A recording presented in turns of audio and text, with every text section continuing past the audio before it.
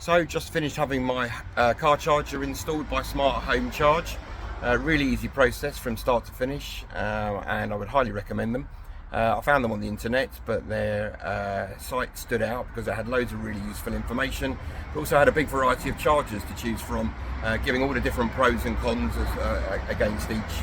The whole process was really simple from start to finish. Getting quotes, they helped me through that, providing all the information that they needed. The quote was competitive. Making the arrangement to come and do the installation was easy, and when the guy turned up, he was incredibly respectful for our property and what else was going on when he had to turn the power off for a few minutes just to make the connection. And the job inside and outside the house is really neat.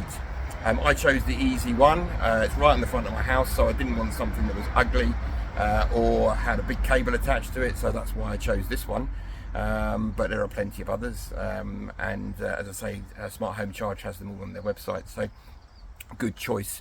And would I recommend Smart Home Charge? Absolutely I would, and I have done already.